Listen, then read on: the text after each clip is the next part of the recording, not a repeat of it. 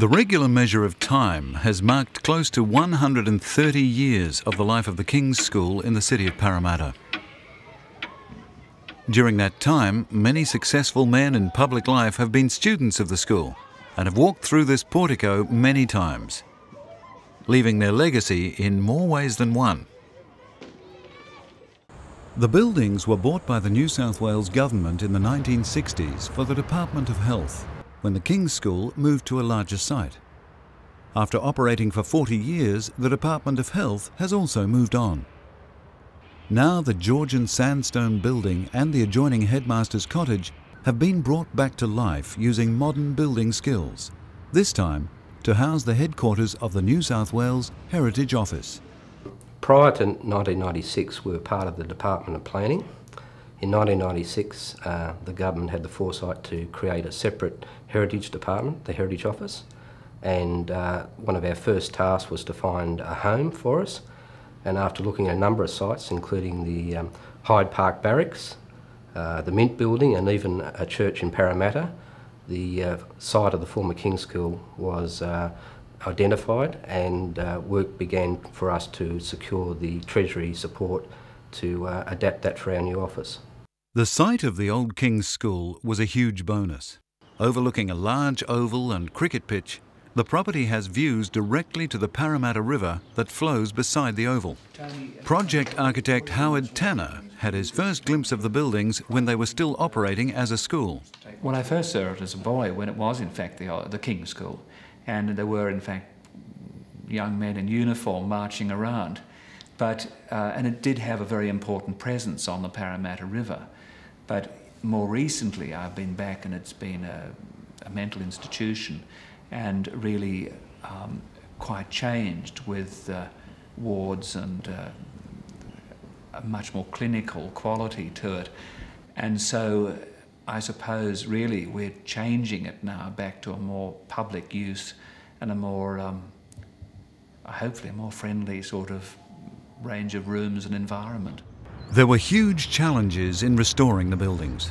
Rising damp, salt, crumbling stone and rusting iron were just some of the problems facing the architects and builders. The design team held a series of early meetings to work out how to adapt these old buildings for modern office use without losing their elegant lines and sense of grandeur. Our priorities were adapting the building, conserving it and interpreting its previous uses, and so not spending a lot of money on other elements. And in fact, that's how the Department of Public Works came in, and they have, under their budget for maintenance and repair of stone buildings, helped out with some of the repairs to the actual building, because it was really beyond the Heritage Office's budget to repair a building that should have been being maintained anyway. It's been a cooperative effort. At the beginning of the building phase, experts from the Department of Public Works and Services were brought in to repair much of the sandstone and lead, both of which had deteriorated over time. The portico clock, added in 1913 to honour the life and work of William Corr, a popular sportsmaster at King's School, was taken off-site for safekeeping and special conservation to return at the end of the project. Then the heavy equipment moved in. The overlay of the 1950s and 60s was removed, and so was the fabric added by the Department of Health. Wonderful craftsmanship, which had been hidden for decades, became apparent again. Each time a section was cleared for rebuilding, new problems arose.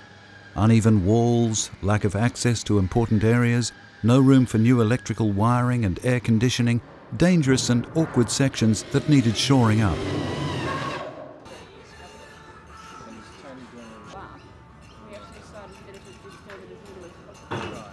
Excavation work was closely monitored by an archaeologist, as required by the Heritage Act. By law, all public buildings today must have safety features like fire hydrants and fire stairs, and must have proper access for people with a disability. All of these features had to be incorporated into the plans. When it was updated for use by government departments from the original school use in the 60s, they sort of did a bit of a makeover, which wasn't necessarily the best thing in terms of the refurbishment of the building, and we had to sort of undo some of that work. Some of the building work was quite dramatic. Huge beams in the roof needed replacing, so heavy equipment was brought in to do the job. At one end of that process was massive machinery guided by remote control. And at the other, the accurate eye and sure touch of an experienced builder.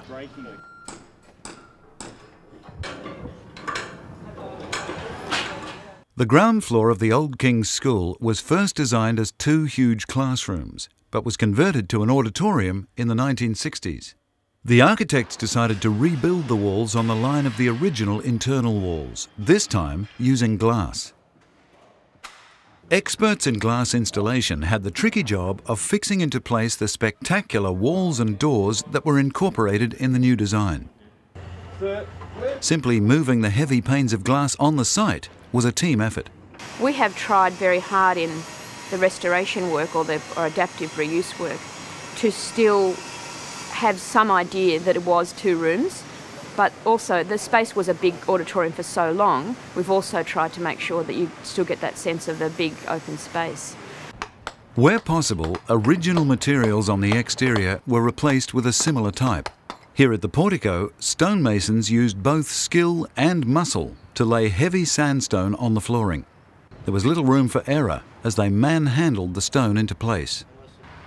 At the headmaster's cottage, carpenters made replicas of old roof joists out of new timber, shaping and crafting them individually until the pieces fitted perfectly, with a few minor adjustments.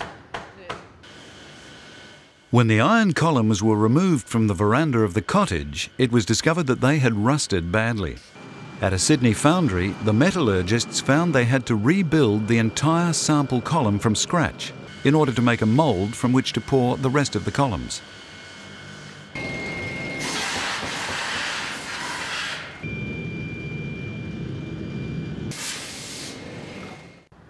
Setting the columns back in place became much easier because of the skill of the foundry operators, but still, it paid to check. Inevitably, builders also came across the bane of every heritage building: sticking windows and broken sash cords. To keep the flow of work up to deadline, the project team met on a regular basis to review progress and to make changes where necessary. Time spent on the site was often as valuable as poring over drawings back at the office.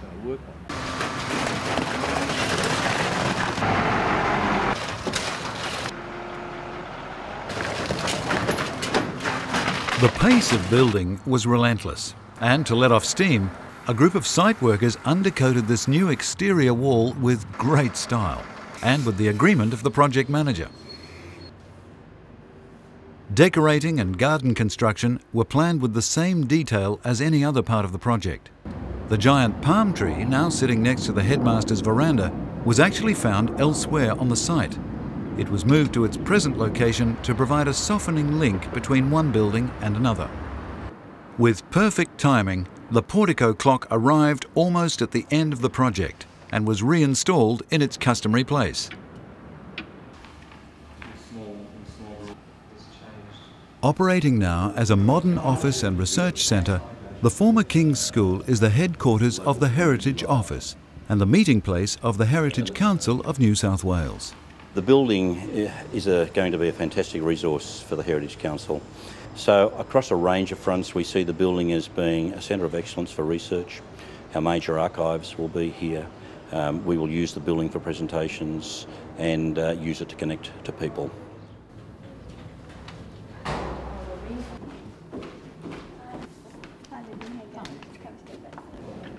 So this one and this one as well? Okay, great, thank you.